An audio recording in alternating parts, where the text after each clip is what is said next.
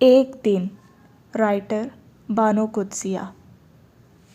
Train Hyderabad کے station پر کھڑی تھی۔ اس کے ڈبے میں سے وہ رنگین اور نازک سرائیاں صاف نظر آ رہی تھیں جن کی مٹی کا رنگ نارنجی اور بیل بوٹوں کا نمونہ خالص سندھی تھا۔ دو امریکن میمیں ہاتھوں میں دو دو سرائیاں تھامے دکاندار سے سودا کر رہی تھیں۔ ان کے لکیردار فراک گھٹنوں سے نیچے تنگ اور بغلوں تلے بہت زیادہ کھلے تھے۔ آستینیں غائب تھیں اور گرمی سے جھلسی ہوئی گردنوں اور سینوں کا کھلا حصہ بہت سرخ نظر آ رہا تھا۔ معظم نے ان کے ہاتھوں میں تھامی ہوئی سرائیوں کو بڑی للچاہٹ سے دیکھا اور اس کا جی چاہنے لگا کہ کاش وہ بھی ایک نازک سی سراہی زرقاء کے لیے خرید لے۔ زرقاء خود بھی تو ایک ایسی سراہی تھی، ممولی سی گردن، پھیلے ہوئے کولے اور نازک نازک بازو اور پتلے سے ہاتھ۔ اس کا ذہن اتنا لطیف اور ننھا تھا کہ اس پر ذرا سی مسکراہٹ بھی دباؤ ڈال دیتی۔ اس وقت انہی ہونٹوں سے نکلی ہوئی ایک چھوٹی سی ہاں اسے میلوں کا سفر کرنے پر مجبور کر رہی تھی، لیکن سراہی خریدنے کا تو سوال ہی پیدا نہ ہوتا تھا۔ ٹکٹ خریدنے کے بعد اس کے پاس بمشکل اتنے پیسے بچے تھے جن کے سہارے وہ زرقاء کے ہاں بس ٹیکسی میں پہنچ سکتا تھا۔ زرقاء کے ہاں ٹیکسی میں پہنچنا بھی تو بہت ضروری تھا، کیونکہ رانی اور ککو ہمیشہ نیچے کھیلا کرتی تھی۔ جب وہ اوپر جا کر سب کو بتائیں گی کہ معظم بھائی یہ لمبی ٹیکسی سے اترے ہیں تو زرقاء ایک بار گردن اٹھا کر فخر سے سب کی طرف دیکھے گی اور دل ہی دل میں کہے گی، ٹیکسی مت کہو، ہوائی قالین کہو۔ شہزادے ہمیشہ بات پا قالینوں پر سفر کیا کرتے ہیں۔ پھر اس کے نازک ہونٹوں پر مسکراہٹ کا بوجھ پڑ جائے گا اور وہ سر جھکا کر بند روڈ کی رونق کو کھڑکی میں سے دیکھنے لگے گی۔ معظم کا کتنا جی چاہتا تھا کہ ایک بار ان نازک ہونٹوں پر اتنا دباؤ ڈالے کہ زرقاء دوبارہ گھوم کر بندر روڈ کی دور تک پھیلی ہوئی رونق نہ دیکھ سکے، اور اس کی آنکھوں کی ساری سرد موری، بیگانگی اور اجنبیت معظم معظم پکار اٹھے، لیکن زرقاء ہمیشہ اس کے قریب رہ کر بھی دور دور رہتی تھی۔ بالکل اسی طرح جیسے ناشتے کی ٹرے لیے سفید شملے والے بیرے ہوٹلوں سے گزرتے تھے اور دور رہتے تھے۔ بدقسمتی سے وہ 4 انڈے جو وہ لے کر سفر پر روانہ ہوا تھا کچے نکلے۔ ان کے ساتھ اسے ناشتہ کرنا تھا، لیکن جب انڈے لائن کے قریب منڈلانے والے ایک کتے نے چاٹ لیے تو اس نے انتقام کے طور پر چائے سے بھی پرہیز کیا۔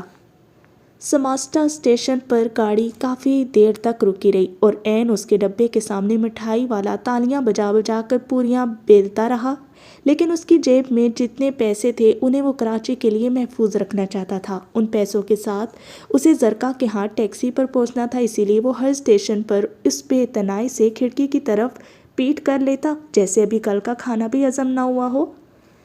امریکن عورتوں نے نازک سرائیاں خریدیں، سفر کی اکتاہٹ دور کرنے کے لیے 2 ایک رسالے لیے اور پھر کینوس کے جوتے لچکاتی اپنے ڈبے کی طرف چلی گئیں۔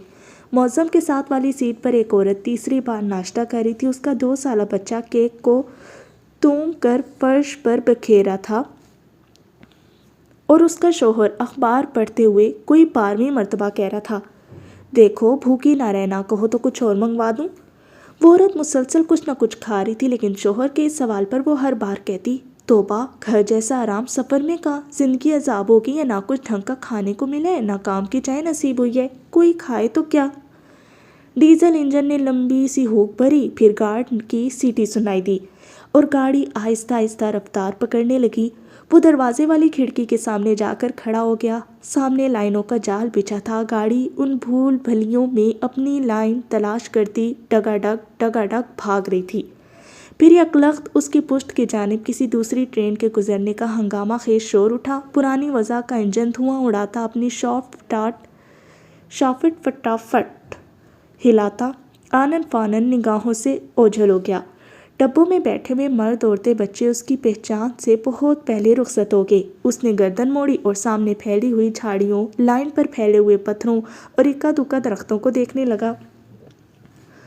وہ سوچ رہا تھا کہ اب کی بار اسے زرقاء کے ساتھ کوئی فیصلہ کن بات کر کے ہی لوٹنا ہوگا۔ بادلوں میں بسنے والی اس لڑکی کے ساتھ ملکوتی محبت کے کئی سال گزر چکے تھے۔ وہ روحانی خط لکھ لکھ کر تھک چکا تھا۔ زرقاء کی پرستش کرتے ہوئے اسے اتنی مدت بیت چکی تھی کہ اب اس کا دل چاہتا تھا کہ کسی طرح اس بت کو انسانی سطح پر لا کر پیار کرے، اس کے وجود کو محسوس کرے، گرم چائے کی طرح، سگریٹ کے دھوئیں کی مانند، اپنے ملگجے تکیے کی طرح۔ गाड़ी खटाखट कराची के सिमत भागी जा रही थी और मौसम सोच रहा था कि इस दफ़ा उसका रवैया पिछले सालों के मुकाबले में बहुत मुख्तलिफ होगा। इस बार आंखें झपका झपका कर मम्मी मम्मी कहने वाली गुड़िया को औरत बनकर उसके करीब आना होगा या फिर उसके दिल के संघासन से उतरकर गुमशुदगी के अंधेरों में डूब जाना होगा।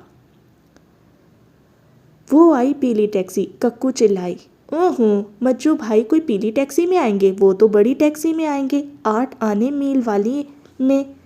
रानी बोली। अच्छा, और क्या कुछ शर्त लगाती हो? कक्कू ने पूछा। हाँ लगा लो, अगर मज्जू भाई पीली टैक्सी में आए ना तो तुम मुझे अपनी पीली फूलों वाली फ्रॉक दे देना। कौन सी? वो नायलॉन वाली, रानी ने सवाल किया। हाँ। वाह, वो तो अभी परसों जकी आपा बोरी बाजार से लाई है।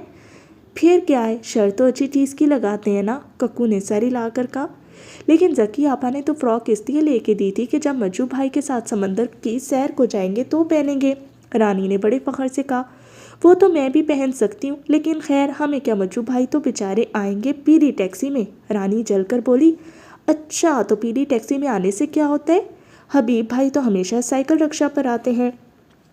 कक्कू सड़क के करीब आहनी जंगले के साथ लगी खड़ी थी। ये सुनकर छट वो करीब आकर कहने लगी, हबीब भाई मज्जू भाई से अच्छे हैं, अच्छे हैं, अच्छे हैं।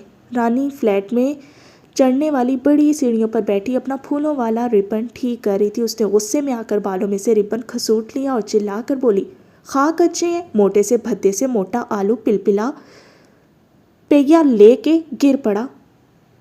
कभी खाली हाथ नहीं आते, हमेशा हमारे लिए कुछ ना कुछ लाते हैं ज़रूर, कक्कू ने कहा।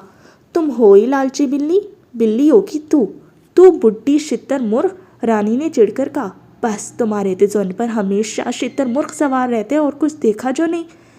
क्यों देखा, क्यों नहीं? अभी तो पिछले हफ्ते में चिड़ियाघर गई थी, कक्कू फखर से बोली। और हमें अभी भाई जब हम चाहें ले जाते हैं।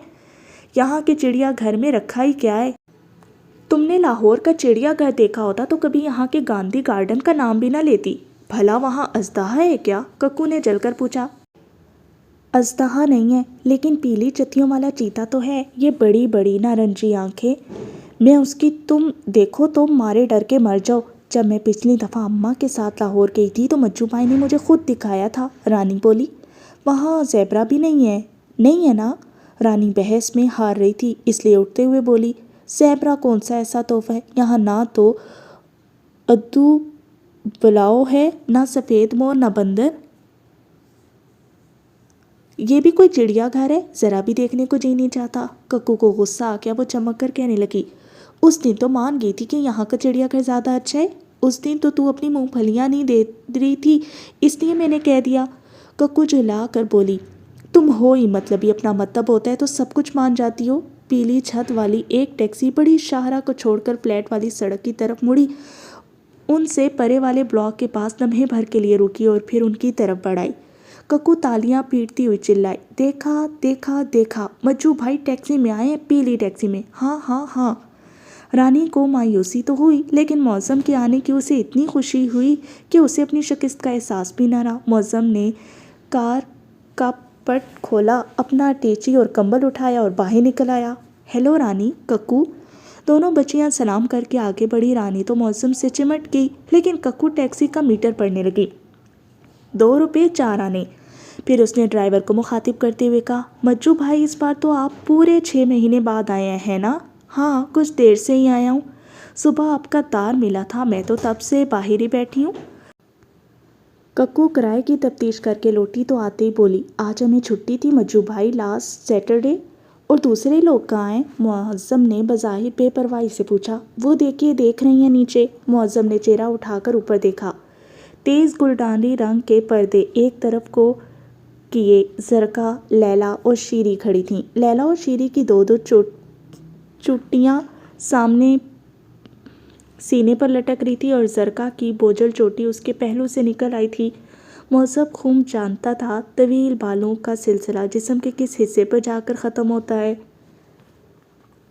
फ्लैट के सामने पीली टैक्सी के पहुंचने से थोड़ी देर पहले वो तीनों बहनें अपने कपड़े दुरुस्त करने में मशगूल थीं। दुबली पतली लैला ने अपनी कॉटन की कमीज़ दीवान पर फेंकते हुए कहा, तौबा, रवाज भी क्या चीज़ है, अब तक दिल अदब ना जाए कोई पीछा ही नहीं छोड़ता। ان قمیضوں کا بھی فیشن چلا ہے۔ شیری قالین پر بیٹھی تھی، وہ لیلا کی طرف چہرہ اٹھائے بغیر کہنے لگی، اب سڑک پر ہر لڑکی یہی پیلے کرتے پہنے نظر آتی ہے، مجھے تو یوں لگتا ہے جیسے کراچی میں ایک ہی سندھوری لڑکی گھوم رہی ہے۔ لیلا ہنس کر بولی، ابھی یہاں کیا دیکھا ہے تم نے لاہور میں؟ تو یہ ہے کہ کسی پر ریشمی کپڑا نظر نہیں آتا۔ ہمارے کالج کی تمام لڑکیاں انہی کاٹنوں میں نظر آتی ہیں، کسی نے سیاہ کالر لگایا ہے تو کسی نے سیاہ بٹن، لیکن گلا تو بورڈ شیپ بھی اچھا لگتا ہے۔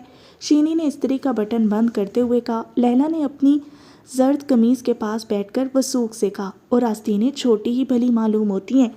ان دونوں سے ذرا پرے دیوان پر زرکا خاموش بیٹھی تھی، اس کے سامنے کے سارے کپڑے گڈمڈ دھرے تھے، کھلی کھڑکی میں سے سمندری ہوا کے تیز جھونکے آ رہے تھے اور کھڑکی میں لٹکے ہوئے گلناری رنگ کے لمبے لمبے پردے ادھر ادھر لہرا رہے تھے۔ زرکا کی لمبی گاؤ دم چوٹی نیچے تکیے پر بل کھا کر لیٹی ہوئی تھی اور ماتھے کے ارد گرد باریک بال ہوا سے لرز رہے تھے۔ اس کے گھٹنے تلے معظم کا تار دبا تھا جس میں اس کے آنے کی اطلاع درج تھی، اور وہ اس تار کو بڑی ترکیب سے اماں کے کمرے میں سے کھسکا کر لائی تھی، اور اب گھٹنے تلے پڑے ہوئے اس تار کا اسے یوں محسوس ہو رہا تھا جیسے کسی کا دھڑکتا ہوا دل اس کی ران تلے آ گیا ہو۔ دوسری منزل کے اس فلیٹ میں 3 کمرے تھے۔ جگہ چھوٹی تھی لیکن موزیک کے پکے فرش اور ڈسٹمپر کی ہوئی دیواروں نے اس ننھے سے فلیٹ کو بڑی صاف ستھرکی عطا کر رکھی تھی۔ بلاک کی سیڑھیاں عین ان کے دروازے کے سامنے اوپر کی طرف مڑتی تھی۔ سیڑھیوں کا دروازہ کھلتا تو ڈرائنگ روم نظر آتا، اسی میں ایک جانب کھانے کی بڑی میز اور نازک نازک ٹانگوں والی 6 کرسیاں پڑی تھیں۔ ایک طرف چمکتی پالش والا 3 تختوں والا سائیڈ بورڈ تھا جس پر برتنوں کی جگہ اماں جان کا پاندان، ان کی سلائی کی ٹوکری اور گھریلو حساب کی کاپی دھری رہتی تھی۔ کمرے کے ڈرائنگ روم والے حصے میں ایک صوفہ دھرا تھا جس پر بوسیدہ سبز رنگ کا پھولوں والا کپڑا منڈا تھا۔ سڑک کی جانب کھلنے والی کھڑکی پر نارنجی اور اندر کی طرف جانے والے دروازے پر گہرے نیلے رنگ کے پردے لٹکے ہوئے تھے۔ گلدانوں میں پلاسٹک اور کاغذ کے مصنوعی پھول آراستہ تھے۔ کھڑکی کے سامنے بڑا سا دیوان تھا جس پر گہرے سبز رنگ کا غلاف چڑھا تھا اور اوپر ہر رنگ کے چھوٹے بڑے تکیے بے ترتیبی سے دھرے تھے۔ سارا گھر لڑکیوں سمیت ٹیکنی کلر کا تھا۔ اس ڈرائنگ روم میں اندر کی طرف دروازے کھلتے تھے۔ جس کمرے میں لیلا، شیری اور زرکا رہتی تھیں اس کی کھڑکی سڑک کی جانب کھلتی تھی۔ ساتھ والے کمرے میں اماں، ککو اور گڈی رہتی تھیں۔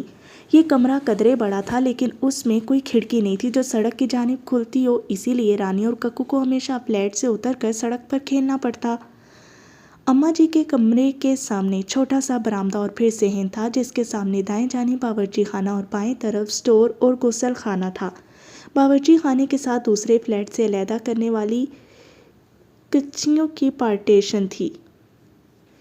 اس دیوار کے 2-3 تختے بالکل ڈھیلے تھے اور ذرا سا دھکا لگنے پر اکھڑ جایا کرتے۔ لیلا اکثر کہیں سے ڈھونڈ کر ہتھوڑی لاتی، 1.5 انچ کے کیل منگوائے جاتے اور اکھڑے ہوئے تختوں کو جوڑا جاتا۔ عین سامنے اونچی دیوار تھی جس کے ساتھ ساتھ متوازی وہ تار بندی تھی جس پر دن بھر سمندری ہوائیں گیلے کپڑے اڑاتی رہتی۔ اسٹور کی ایک خوبی یہ بھی تھی کہ اس میں جب کبھی ضرورت پڑتی ایک آدھ چارپائی بھی ڈال دی جاتی، اور یہ ضرورت عام طور پر زرکا کو ہی پیش آتی۔ اس کی دونوں چھوٹی بہنیں جب اتنی باتیں کرتی کہ اس کے سر میں درد ہونے لگتا تو وہ چپکے سے اپنا چھوٹا سا ٹیچی اٹھاتی اور خاموشی سے اسٹور کی راہ لیتی۔ ٹیچی اٹھانا اس کے لیے ضروری تھا کہ اس میں معظم کے خطوط تھے۔ گو لیلا اور شیری ان خطوط سے واقف تھیں لیکن پھر بھی وہ انہیں ان کی دستبرد سے محفوظ رکھنا چاہتی تھی۔ اسٹور میں دیواروں کے ساتھ ساتھ لنٹل کی 2 سلیں لگی ہوئی تھیں، ان پر گھر بھر کے صندوق رکھے تھے، لکڑی کے صندوق، چمڑے کے یخدان، فائبر کے سوٹ کیس اور بید کے مستطیل باکس۔ ان کے درمیان اتنی کھلی جگہ تھی جہاں زرکا اپنی چھوٹی سی چارپائی بچھا کر لیٹ سکتی تھی۔ یہاں چارپائی پر لیٹ کر 20 واٹ کے مدھم بلب میں معظم کے خط پڑھ کر اسے عجب طرح کا سکون ملتا۔ اسے لگتا جیسے مجو دنیا کے تمام مردوں سے مختلف ہے۔ وہ گوشت پوست کا بنا ہوا مرد نہیں، ہجر کا ایک شعر خیام کی ایک ربائی ہے، ایک حسین پھول ہے جو لمس سے ہمیشہ مرجھا جایا کرتا ہے۔ معظم کے خط مختصر اور ہلکے پھلکے جذبات سے اس قدر پر ہوتے گویا وہ زرکا کے قرب کا ذرا بھی تمنائی نہیں، اور اگر اسے اس چیز کی تمنا ہے بھی تو اس تمنا میں ہوس کا شائبہ تک نہیں۔ زرکا کو اسی چیز کی مدتوں سے تلاش تھی۔ وہ مرد کی نظر میں عقیدت اور پرستش دیکھنا چاہتی تھی۔ اسے ان نظروں میں جسم کی والہانہ طلب سے نفرت تھی۔ اس وقت بھی کھڑکی کے ساتھ بچھے ہوئے دیوان پر بیٹھی زرکا یہ سوچ رہی تھی کہ معظم ہفتے بھر کے لیے کراچی آئے گا۔ یہ ہفتہ کتنی مسرت میں کٹے گا، لیکن اس سے بڑی مسرت اس وقت حاصل ہوگی جب میں اسٹور میں چارپائی بچھا کر پہروں اس ہفتے کو ذہن میں دہرایا کروں گی۔ ہولے ہولے سے اس ہفتے کا ہر ایک لمحہ میرے دل کی لو کو ہمیشہ کے لیے ثبت ہو جائے گا، اور پھر اس کو کوئی بھی میرے دل سے کھرچ نہیں سکے گا۔ لیلا نے شیری کو آنکھ مار کر کہا، آپا پھر گم ہے؟ شیری نے کپڑوں کی تہہ لگاتے ہوئے آہستہ سے کہا، گم نہ ہو تو اور کیا ہوں؟ لیلا اس کے قریب آ کر نیچی تپائی پر بیٹھ گئی اور بولی، جانتی ہو کیا سوچ رہی ہیں؟ تو آپ پھر اپنی باتیں کریں۔ شیری نے بات کی، اور یہ جو سن رہی ہیں دفنگ دفے کی مدد سے لیلا بولی۔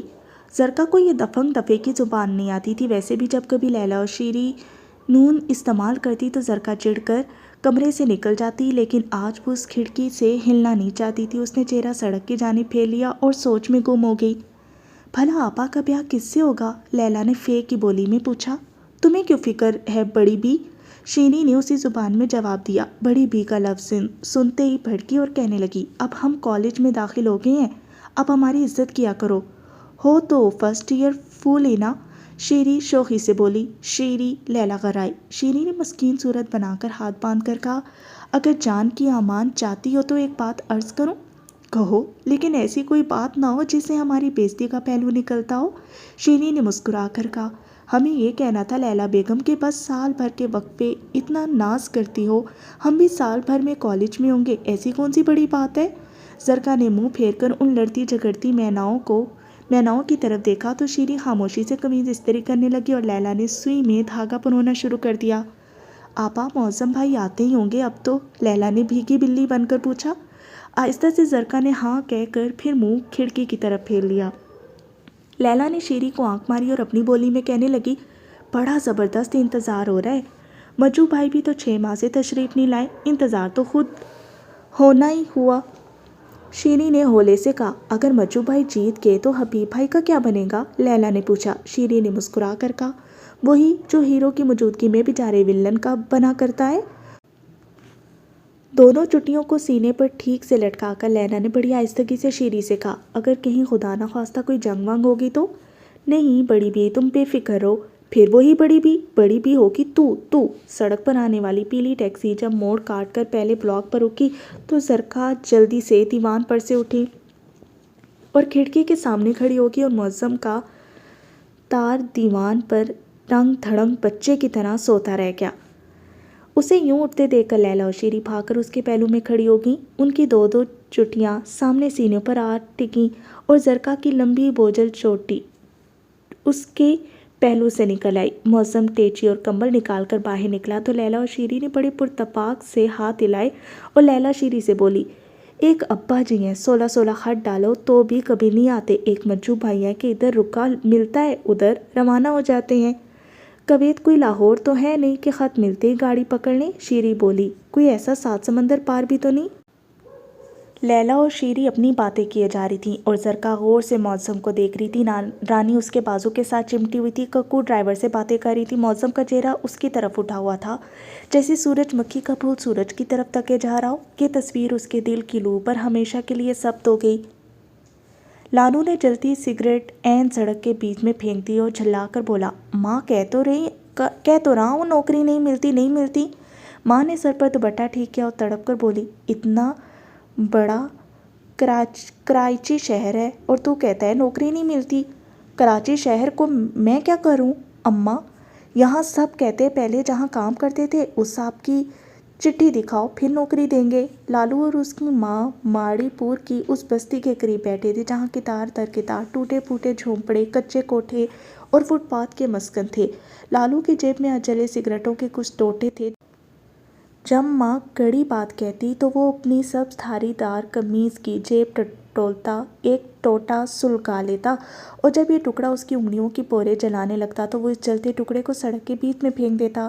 لالو کی ماں لیمپ پوسٹ کے ساتھ پشت ٹکائے فٹ پاتھ پر بیٹھی تھی۔ اس کی چادر پر جا بجا پیوند تھے اور چہرے پر بھوک افلاس اور درد کی خاک کی چھاپ تھی۔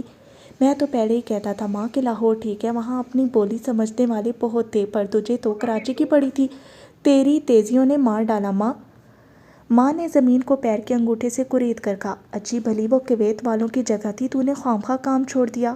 کیا بھلی تھی، اتنا تو کام تھا، کھانے کو تو مل جاتا تھا لالو۔ ماں نے ہاتھ پھیلاتے ہوئے کہا، ہاں تجھے تو ریشمی کپڑے بھی مل جاتے تھے بیبیوں کے، پر مجھے کیا ملتا تھا؟ صبح سے رات تک برتن مانجتا، ہر کام کرتا، اور تنخواہ کی باری ماجی کا منہ پھلا کر کہنا، بس خان صاحب کویت سے آنے والے ہیں، سب حساب چکا دوں گی۔ ماں چلائی بیٹھی تھی، پپھر کر بولی، تو کیا برا کرتی تھی؟ تجھے پیسے ملتے تو منڈ وہ دے کر برباد کر دیتا، ان کے پاس رقم اکٹھی ہو رہی تھی، ہونے دیتا۔ لالو کو بھی غصہ آ رہا تھا، وہ اٹھتے ہوئے بولا، ماں کمائی میں کرتا ہوں کہ تو ہی کرتا ہے بیٹا، تو ہی۔ اگر میں اس ٹانگ سے معذور نہ ہوتی تو تجھے کبھی میں تکلیف نہ دیتی، جب تک انہوں نے ساتھ دیا میں نے تیری خدمت کی بیٹا۔ تو بول اب تو کیا چاہتی ہے ماں؟ لالو کی ماں بولی، تو بیگم صاحبہ سے معافی کیوں نہیں مانگ لیتا لالو؟ بستی کی طرف جاتے ہوئے لالو کہنے لگا، ماں تم مجھے 10 لاکھ روپیہ دو تو بھی معافی نہ مانگو۔ ماں نے بڑبڑاتے ہوئے اپنے آپ سے کہا، ہاں تو بھلا کیوں معافی مانگنے لگا؟ تجھے تو بالوں میں ڈالنے کو خوشبودار تیل مل جاتا ہے، بس میں بیٹھ کر سیر کرنے کو پیسہ مل جاتا ہے، ہوٹلوں میں کھانے کو روٹی مل جاتی ہے، بھلا تو کیوں معافی مانگنے لگا؟ لالو واپس آ کر ماں کے قریب کھڑا ہو گیا اور قہر بھری نظروں سے اسے دیکھ کر بولا، ماں تو میری ہر بات کو کیوں ٹوکتی ہے؟ یہ کیا کام ہے کہ میں تجھے گلے کا تعویذ بنائے ہر طرف لیے پھرتا ہوں؟ تجھے تو لڑنے جھگڑنے سے کبھی فرصت ہی نہیں ملتی، جی تو چاہتا ہے تجھے سمندر میں دھکا دے کر ہمیشہ کے لیے آزاد ہو جاؤں۔ ماں رونے لگی اور گھٹنے پر سر رکھ کر بولی، تو دھکا دے کیوں نہیں دیتا؟ میں کون سی سکھ کی سیج پر پڑی ہوں، دن پورے کر رہی ہوں، تو مجھے بیگم صاحبہ کے گھر ہی رہنے دیتا تو یہ زندگی کے 4 دن تو آرام سے کٹ جاتے۔ اب چلی جاؤں ان کے پاس، تجھے منع کس نے کیا ہے؟ لالو غرایا، تو چلے تو میں بھی چلوں لالو، میری کیا شرط ہے؟ وہ تیری ایسی سگی ہیں، تجھے کیوں دھکے دیں گی؟ کیا منہ لے کر جاؤں؟ ہر بار جب جاتی ہوں وہ 10-20 کی مدد کر دیتی ہیں، کوئی حد ہوتی ہے خیرات مانگنے کی۔ لالو کا اوپر والا ہونٹ اور اوپر کی طرف اٹھا اور اس نے آہستہ سے کہا، ایک بات بتاؤں ماں؟ پر امید آنکھوں سے ماں نے اس کی طرف دیکھتے ہوئے پوچھا، ہاں بتاؤ۔ ماں کلپٹن کے کنارے گھونکے اور سپیوں والوں کے تختے لگے ہیں، تو بھی وہاں بیٹھ جا، بڑا مسافر اترتا ہے وہاں۔ تو میں وہاں بیٹھ کر کیا کروں رے؟ انہیں دعائیں دیا کرنا، وہ تیری جھولی بھرا کریں گے، لالو بولا۔ ماں نے منہ پرے کر کے تھوکا اور گالیاں بکتی ہوئی بولی، جا بے حرام زادے، اپنی رون پر جا، تیری منزل کھوٹی ہوتی ہے، کیوں مجھ دکھیاری کے ساتھ مسخری کر رہا ہے؟ ان آنکھوں نے اچھے دن دیکھے ہیں، تیری طرح بغیرتی نہیں کی۔ اگر آج تیرا باپ زندہ ہوتا لالو تو اس نے گھٹنے پر سر رکھ دیا اور پھر اس کے چہرے پر پھیلی ہوئی لکیروں میں آنسوں کی چھوٹی چھوٹی ندیاں رواں ہو گئیں۔ ماڑی پور سے آنے والی بس رکی تو لالو بھاگ کر پیچھے دروازے سے اس پر سوار ہو گیا۔ پچھلی لمبی سیٹ کے آخری کونے پر اس کا دوست پھتو بیٹھا تھا۔ لالو کو سوار ہوتے دیکھ کر اس نے بائیں آنکھ ماری اور زور سے کہا، کیوں شاہ جی، ہماری ٹکٹ بھی آپ ہی لیں گے نا؟ لالو نے اندر والی جیب میں سے سرخ ریشمی رومال نکالا اور نقدی پر نظر ڈالتے ہوئے نعرہ لگایا، ہم ہی لیں گے پیارے، تو فکر کیوں کرتا ہے؟ آج ہفتہ ہے، کل خدا نے چاہا تو سنڈے لگے گا، بے فکر رہ۔ حبیب صاحب پھر سائیکل رکشے پر تشریف لائے تھے۔ جب رکشہ فلیٹ کے سامنے کھڑی ہوئی تو ککو اور رانی سڑک کے کنارے کھڑی اپنی ایک سہیلی سے باتیں کر رہی تھیں۔ انہیں دیکھتے ہی ککو بھاگ کر ان کے پاس آ کھڑی ہوئی اور جلدی سے بولی، بھائی جان آپ بہت دیر سے آئے ہیں، پتہ ہے 10 بج گئے ہیں؟ آج ہم نے اتوار منایا تھا ککو، خوب سوتے رہے۔ ککو نے حریص بن کر کہا، آپ نے تو کل وعدہ کیا تھا کہ آج کلپٹن لے چلیں گے۔ ہاں لے چلیں گے، لیکن ایک شرط پر۔ حبیب نے ککو کے کندھے پر ہاتھ رکھ کر کہا، شرط؟ کیسی شرط؟ اگر تمہاری آپا بھی چلے تو؟ حبیب نے آہستہ سے کہا، وہ تو چلیں گی ہی۔ یہ کہہ کر ککو سوچ میں پڑ گئی۔ ابھی کل ہی تو معظم بھائی آئے تھے اور اس کے آنے کے بعد سے زرکا آپا ایک لمحے کے لیے بھی باورچی خانے سے نہیں نکلی تھی۔ لیلا اور شیری کے تو مزے ہو گئے تھے، آرام سے صحن کے پرانے تخت پر بیٹھی مجھو بھائی کے ساتھ ٹکے ٹکے کی باتیں کر رہی تھیں۔ لالو کے جانے کے بعد سارا کام ان دونوں کو ہی کرنا پڑتا تھا۔ زرکا آپا تو بس جھاڑ پونچھ کر دیا کرتی تھی، اور وہ بھی ہر جھاڑ پونچھ کے بعد 10-10 منٹ صابن سے ہاتھ دھوتی تھی، لیکن مجھو بھائی کے آنے کے بعد وہ تھیں اور تیل کا چولہا، وہ تھیں اور پیاز لہسن، کبھی چائے بن رہی ہے، کبھی کافی، کبھی کوکو۔ شاید زرکی آپا نہ جائے، شاید چلی بھی جائیں، کچھ کہا نہیں جا سکتا۔ کل کو پورا دن اس امید میں گزر گیا تھا کہ آج اتوار ہوگا اور کلفٹن چلیں گے، لیکن اگر نہ رکی آپا نہ گئی تو حبیب بھائی نہ جائیں گے، اور اگر حبیب بھائی نہ گئے تو بھلا ہمیں کون سمندر کنارے لے جائے گا؟ یہ سوچتی ہوئی ککو دو سیڑھیاں ایک ساتھ پھلانگتی حبیب صاحب کے ساتھ فلیٹ میں داخل ہوگی۔ سین میں اسٹور کے سامنے اور باورچی خانے کی مخالف سمت چھوٹے سے تخت پر مجو بھائی دیوار کے ساتھ ٹیک لگائے بیٹھے تھے۔ شیپ بڑی ہوئی تھی، گہری نیلی لائنوں والے نائٹ سوٹ میں بل پڑ گئے تھے۔ گریبان کا پہلا بٹن کھلا تھا اور بنیان کا کچھ حصہ اور چھاتی کے سیاہ بال نظر آ رہے تھے۔ ان کے پاس ہی لیلا اور اپنی زرد کاٹن کی قمیض اور سیاہ دوپٹہ اوڑھے بیٹھی تھی، اور شیری کرشنن کنہا کی طرح ایک ٹانگ دوسری ٹانگ کے آگے رکھ کے بازو ستون کے ساتھ لگائے کھڑی تھی۔ باورچی خانے سے برتنوں کے بجنے کی آواز آ رہی تھی۔ جب کبھی زرکا نعمت خانے میں سے کچھ لینے کے لیے دروازے تک آتی تو مجو کی گفتگو کا تانتا ٹوٹ جاتا۔ سیاہ قمیض، سفید شلوار اور سفید چنا ہوا دوپٹہ پہنے زرکی کا جسم اس کی تمام توجہ بٹور لیتا۔ گالوں تک لٹکی ہوئی آوارہ سلٹ اور کولوں تک بل کھاتے بالوں کی لمبی سی ایک چوٹی کچھ ایسی نظروں میں سماتی کہ لیلا اور شیری کی باتیں ذہن سے نہ ٹکراتی، اور وہ سگریٹ کے دھوئیں سے چھلے بنانے میں مشغول ہو جاتا اور سوچتا 24 گھنٹوں میں کائنات کا رنگ کیا سے کیا ہو جاتا ہے۔ ابھی کل انجن کا شور تھا، ٹرین کی گڑگڑاہٹ اور بے معنی سے اسٹیشن تھے، اور اب زندگی کی ہر حرکت معنی خیز ہو گئی تھی۔ ایک چیتے جیسی لڑکی کا روپ بھی کیا شے ہے کہ پہاڑ کی آغوش میں کہیں گریز پا ہے۔ شور تو ہے لیکن دکھائی نہیں دیتا۔ لیلا نے اس کی بے توجہی سے چڑھ کر کہا، توبہ اللہ، کوئی 20ویں دفعہ پوچھ چکی ہوں کہ لاہور میں آج کل کون سی اچھی فلم لگی ہے، لیکن آپ تو شاید بہرے ہو گئے ہیں مجو بھائی۔ جب مجو بھائی نے اس پر بھی توجہ نہ دی تو وہ دونوں دفنگ دفنگ کی بولی میں مجو بھائی اور زرکا آپا پر تبصرہ کرنے لگی۔ زرکا دہی کا کٹورا نعمت خانے میں سے نکال کر جا چکی تھی۔ جب اس کا سایہ بھی اوجھل ہو گیا تو مجو بھائی نے دھوئیں کا چھلا ہوا میں چھوڑ کر آہستہ سے لیلا کی گردن پر ہاتھ رکھا اور پھر جلدی سے اپنی گرفت سخت کر کے بولا، پول لڑکی، یہ کیا تفنگ تفانگ باتیں کر رہی تھی؟ ہائے اللہ، گردن چھوڑ دیجیے مجو بھائی، لیلا بلبلائی۔ شیری کھلکھلا کر ہنسی اور تالی بجا کر بولی، گردن اس وقت چھوڑیے گا مجو بھائی جب زبان لٹک جائے۔ لیلا کا سر سینے پر لٹکا ہوا تھا، دونوں چٹیاں گھٹنوں سے چھو رہی تھیں اور منہ سرخ ہو گیا تھا، پھر بھی وہ تڑپ کر گویا ہوئی، ابھی تیری باری آ جائے گی شیری۔ ہائے بتاتی ہوں مجو بھائی، ہائے بتاتی ہوں خدایا، توبہ میری۔ مجو نے گردن چھوڑ دی تو لیلا چھلانگ لگا کر 2 قدم دور ہو گئی اور شیری سے کہنے لگی، کہو بڑی بھی، بتا دوں تمہاری بات مجو بھائی کو؟ شیری بولی، بتا دو، لیکن میں بھی زرکی آپا کو وہ بات بتا دوں گی۔ مجو اپنی جگہ سے اٹھا تو لیلا ہاتھ باندھ کر کھڑی ہو گئی اور جلدی جلدی بولی، ہائے مجو بھائی، خدا کے لیے گردن میں درد ہو رہا ہے، باخدا ایسی کوئی بات نہیں تھی، یہ تو بدتمیز ہے، پکی بدتمیز۔ شیری نے منہ چڑھا کر کہا، اور مجو بھائی یہ تمیز دار ہے، مرات العروس کی صغریٰ جی۔ باہر ہنگامے کی آواز سن کر زرکا ہاتھ میں کچے چاولوں کا طشت لیے دہلیز پر آ کھڑی ہوئی۔ اس کا چہرہ گرمی کے باعث تمتمایا ہوا تھا، کنپٹیوں کے قریب پسینے کے ننھے ننھے قطرے ابھر آئے تھے، اور آج وہ سیاہ قمیض میں اور بھی دبلی اور کہیں زیادہ سفید نظر آ رہی تھی۔ ٹھٹکی ہوئی زرکا کو دیکھ کر مجو نے لیلا سے کہا، تمہاری آپا کو ہمارے آنے کی رتی بھر خوشی نہیں ہوئی؟ شیری جھٹ اپنی زبان میں بولی، لو جی، اب ہمیں درمیان میں رکھ کر باتیں ہوں گی، ہم بھی کوئی رانی ککو ہیں کیا؟ زرکا نے ملکہ کی طرح بڑی بڑی کڑی نظر سے شیری اور لیلا کی طرف دیکھا تو لیلا جھٹ بولی، مجو بھائی، شیری کہتی ہے آپا کو خوشی نہ ہوتی تو وہ بھلا کل سے باورچی خانے میں ہوتی۔ زرکا کی ناک کی پھلی گلابی ہوئی اور وہ نظریں جما کر چاول چننے لگی۔ بھلا ہم کیوں کر جائیں؟ کل کے آئے بیٹھے ہیں اور ایک بھی سیر کا پروگرام نہیں بنا، کوئی لاہور والوں کو سیر کرائے، یہاں کی تم مانیں۔ زیر لب زرکا بولی، لاکھوں بار تو دیکھ چکے ہیں لوگ یہاں کی چیزیں، بھول بھی تو جاتے ہیں، کیوں لیلا؟ مجو نے کہا، بالکل، شیری نے قدرے شوخی سے جواب دیا۔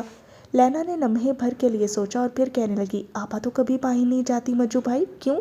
ہمیشہ کہتی ہیں کہ مجھے تو ہر جگہ سے مچھلی کی بو آتی ہے۔ زرکا نے سر جھکا کر آہستہ سے کہا، تو اور کیا جھوٹ ہے، سمندر کنارے جاؤ تو کچی مچھلیوں کی مہک، کسی ریستوران میں جاؤ تو تلی ہوئی مچھلیوں کی باس، ہاں، اور اس کے یہ معنی ہونے اس بار کلفٹن وغیرہ کا پروگرام کینسل۔ مجو بولا، سب چلیں گے تو چلی جاؤں گی میں بھی۔ زرکا نے آہستہ سے کہا اور چاولوں کی تھالی لیے اندر اسٹور کی طرف چلی گئی۔ شیری نے معنی خیز نظروں سے لیلا کو دیکھا اور اپنی हफ्फा की ज़ुबान में बोली। आप किस आसानी से मान गई? और बेचारे हबीब भाई महीने से मिन्नतें कर रहे हैं तो मलका साहिबा आज मानती थी ना कल। इस बार मज्जू जल्दी से शीरी की तरफ बढ़ा। वो स्तून के पीछे होगी और मज्जू के बाजू स्तून के गिर्द हायल हो गए। लैला और शीरी के जोर का कहका लगाते वक्त जब शीरी गाफिल हुई तो उसकी चोटी मज्जू के हाथ आ गई। चोटी को झटका देकर मज्जू बोला कि हबीब मिर्ज़ा की क्या बात है शीरी, अभी बता दो वरना मुझसे बुरा कोई नहीं होगा। उसी लम्हे लैला चिल्लाई, हाय बड़ी लंबी उम्र है हबीब भाई की, कितने भले वक्त तशरीफ़ लाए हैं। मज्जू ने शीरी की चोटी छोड़ दी तो वो मुनमुनाई, मेरे लिए तो फरिश्ता रहमत बनकर नाजिल हुए। हबीब मिर्ज़ा के हाथ में 2 लिफाफे थे और उनकी आमद से छोटे से ज़हन में मिठाई की हल्की हल्की खुशबू आने लगी। उन्हें देखकर मज्जू ने अपना हाथ बढ़ाया और जल्दी से कहा, अस्सलाम वालेकुम मिर्ज़ा। मिजाज शरीफ। मिर्ज़ा ने ज़रा तकल्लुफ़ और सर्द मोरी से पूछा, ऐन नवाजिश अपनी सुनाइए। शुक्र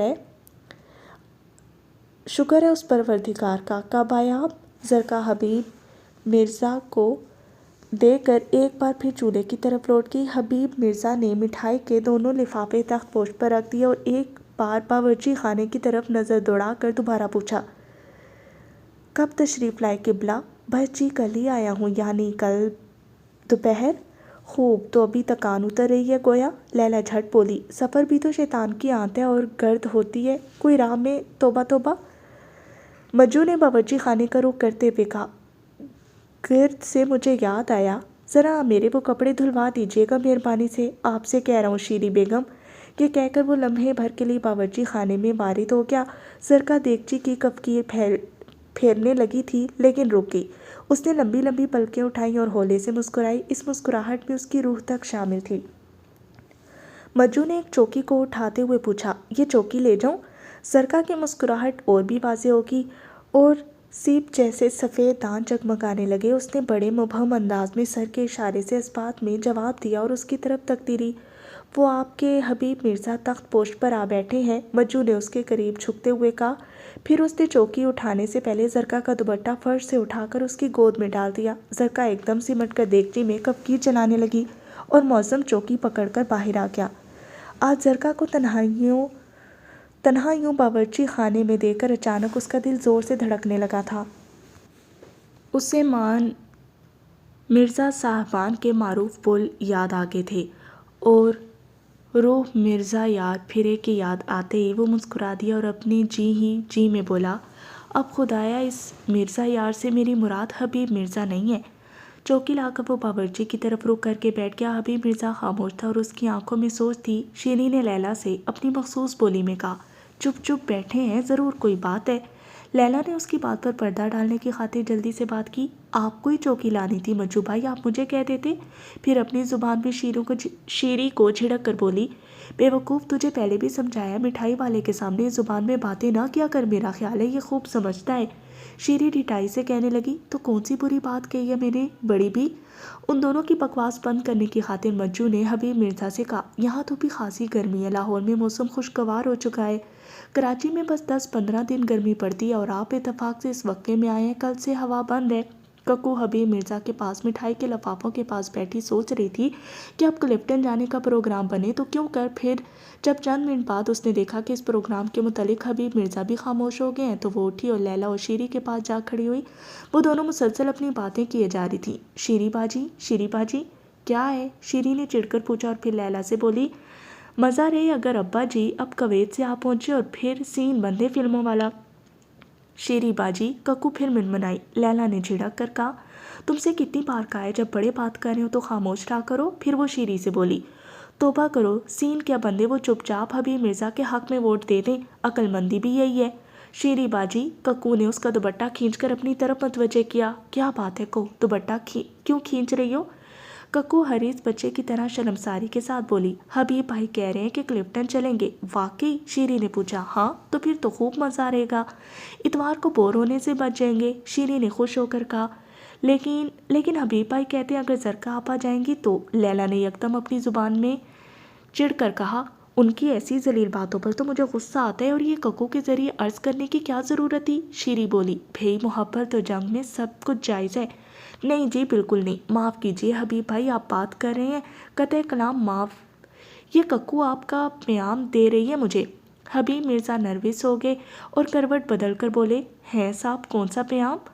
یہی کہ اگر زکی آپا ساتھ چلیں گی تو کلپٹن چلیں گی۔ حبیب مرزا کا چہرہ گلابی ہو گیا اور وہ جلدی سے کہنے لگا، لو اس میں پیام کی کون سی بات ہے، میں تو کہتا ہوں اگر سب چلیں تو لطف آتا ہے، اگر تم نہ جاؤ تب بھی بات نہ بنے گی۔ آہستہ سے لیلا بولی، خیر یعنی ٹھیک تو کہہ رہا ہوں، وہ کسی پکنک میں شامل نہیں ہوتی۔ شیری نے ہولے سے لیلا سے کہا، اور مزہ پھر کیا خاک آتا ہے، تم اچھی بھلی جانتی بھی ہو، کیا بات چھیڑ دی۔ لیلا نے بلند پانگ کہا، آپا زکی آپا سنیے ذرا۔ زکی آپا سیاہ دھاریوں والی چست قمیض میں بوسکی کے تھان سا سڈول جسم لیے باورچی خانے کے دروازے میں برآمد ہوئی۔ ہاں حبیب بھائی کہہ رہے ہیں کلپٹن کے لیے، شیری نے شہد میں کھلی ہوئی آواز میں کہا، تو پھر چلی جاؤ۔ آپ نہ جائیں گی کیا؟ لیلا نے پوچھا، میرے سر میں درد ہے۔ ہائے آپا چلی چلو جی۔ ہائے آپا، ککو منت بھرے لہجے میں بولی، تم سب چلے جاؤ نا، زکی نے تکلف سے کہا۔ معظم کو احساس ہوا جیسے زکی کی اس سے تنہائی میں ملنے کی راہ نکال رہی ہے، اس لیے اس نے جلدی سے کہا، میں تو جا نہیں سکتا، مجھے تو ابھی بھی انور سے ملنا ہے، وہ خواہ گلا کرے گا، آپ سب میری وجہ سے نہ ٹھہریے گا۔ ککو کو جی ہی جی میں خوب علم تھا کہ اگر مجو بھائی نہ گئے تو آپا نہیں جائیں گی، اور اگر آپا نہ گئی تو کوئی نہیں جا سکے گا۔ اس نے بڑے اصرار سے کہا، مجو بھائی تو آپ جلدی سے مل آئیے نا انور بھائی سے، ہم شام کو چلے جائیں گے کھانے کے بعد۔ حبیب بھی محسوس کر رہا تھا کہ مجو کے بغیر زکی نہیں جائے گی، ویسے بھی زکی کو گھر پر چھوڑ کر جانے کے لیے وہ تیار نہیں تھا، کوئی بھی انور کے پاس اتنی دیر بیٹھا نہیں رہ سکتا، خاص کر جب اچھی طرح علم ہو کہ زکی گھر اکیلی بیٹھی ہے اور سب سیر پر گئے ہیں۔ اس نے جلدی سے کہا، دوپہر کو وہاں ویسے بھی لطف نہیں آتا، میں مٹھائی لے آیا ہوں، وہاں چل کر چائے پئیں گے۔ پہلے اماں سے تو مشورہ کر لیں، خواہ کے خیالی پلاؤ پک رہے ہیں۔ لیلا نے غسل خانے کا رخ کرتے ہوئے کہا، واقعی۔ حبیب مرزا بولے۔ غسل خانے میں ڈبے کے ساتھ جسم پر پانی ڈالنے کی آواز بند ہو چکی تھی۔ لیلا نے پٹ کے ساتھ چہرہ لگا کر اونچے سے کہا، اماں۔ ہاں، اندر سے بھاری آواز آئی، اماں حبیب بھائی آئے ہیں، تو بٹھاؤ انہیں، مجو کو بتا دو، وہ ان سے باتیں کرے گا۔ اماں باہر جانے کا پروگرام بن رہا ہے، آپ جلدی نکلیں۔ ہاں اچھا آ رہی ہوں، 2 منٹ آرام سے نہا تو لینے دیا کرو۔ تھوڑی دیر بعد اماں نہا کر نکلی تو ان کی گلابی اور سفید جلد سے انگریزی صابن کی خوشبو بھباکے بن کر پھوٹ رہی تھی، ماتھے کے ارد گرد کھچڑی پکے بالوں کی جھالر بھیگی ہوئی تھی، موٹی گردن پر چھوٹا سا جوڑا ڈھیلا ہو کر لٹک رہا تھا۔ انہوں نے سفید ململ کی قمیض پہن رکھی تھی اور موٹا سا سفید پیٹ اس کے پیچھے پیلا سا نظر آتا تھا۔ کھڑادیں بچاتی وہ آ کر تخت پوش پر بیٹھ گئی۔ ارے شیری، وہ میرا پاندان تو لانا۔ اماں، ماں جی حبیب بھائی کہہ رہے ہیں سب کلپٹن چلیں۔ اماں نے اس کی طرف تیکھی نظروں سے دیکھ کر کہا، اچھا تو سوچتے ہیں اس بارے میں، لیکن کیا پہلے کبھی نہیں گئی وہاں نہ دیدی؟ حبیب مرزا نے مٹھائی کے لفافے اماں کی طرف سرکاتے ہوئے کہا، جی میرا ارادہ تھا کہ وہاں چل کر کچھ اتوار بنایا جائے، چائے وائے کا شغل ہو۔ اسی اثنا میں رانی بھاگتی بھاگتی اندر آئی اور آتے ہی بولی، مجو بھائی۔ کیوں مجو نے پوچھا۔ آپ کا فون ہے مجو بھائی، آپ نے فون کب لگوایا اماں؟ اماں نے فون کب لگوایا اماں؟ رانی نے نقل کے انداز میں کہا۔ اماں نے افسردگی سے کہا، ارے ہمارے ہاں فون کہاں، یہ پاس والوں کے گھر فون آیا ہوگا، چلو بھائی چلیں، راہبری کرو گی؟ مجو نے رانی سے پوچھا، یہاں سے جانے کی ضرورت نہیں، ابھی وہاں دارد ہو جاتے ہیں۔ ارے یہاں سے نہ جا کمبخت، 2 سیڑھیاں اترے گا، مجو تو تھک نہیں جائے گا، اماں چلائیں۔ لیکن رانی نے اسٹور سے دیوار تک جانے والی پارٹیشن کا تختہ اس اثنا میں ادھیڑ لیا اور دوسری طرف جانے کی راہ بن گئی۔ دوسرے لمحے دھاری دار نائٹ سوٹ پہنے مجو چیتے کی طرح 7 والے فلیٹ میں داخل ہو گیا۔